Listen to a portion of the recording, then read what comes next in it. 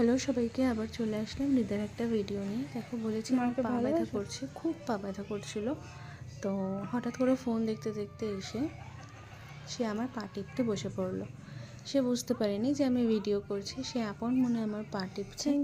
তো এই ছোটো ছোটো জিনিসগুলোই মনে হয় যে মা ছেলের বন্ডিংয়ের থেকেও বড় কথা, মানে আমি যেহেতু ওর শরীর খারাপ হলে বা ওর ইদানিং খুব পা ব্যথা করে, তো মাঝরাতেও আমাকে যদি বলে যে মা পা ব্যথা করছে, আমি ঘুমের মধ্যেই ওর পাটা টিপে দিই।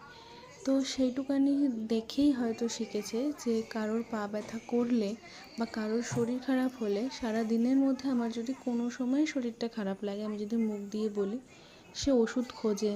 মা কোন ওষুধটা দেবো, মা জল খাও, জল খেলে শরীর ঠিক হয়ে যাবে। এই জিনিসগুলো দেখে মনে হয় যে আমি মানে কত পুণ্য করেছি যে সন্তান পেয়েছি। আর সন্তান পেয়েছি, ছেলে হয়েছে। আমার খুব মেয়ের শখ ছিল, কিন্তু ছেলে হোক বা মেয়ে হোক, সন্তানটা সন্তানই হয়।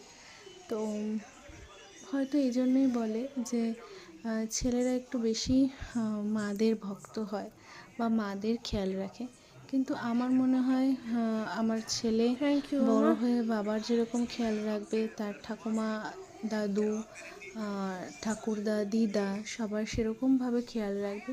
পরিবারের প্রতিটা মানুষের যেন এরকমভাবে খেয়াল রাখে, দিদি, বোন, কাকা, জ্যাঠা, সবার, মানে সবার সেই কর্তব্যটুকু, সবার সেই দায়িত্বটুকু যেন পালন করে। আমি এটাই চাই, ভগবানের কাছে এটাই প্রার্থনা করি সব সময়।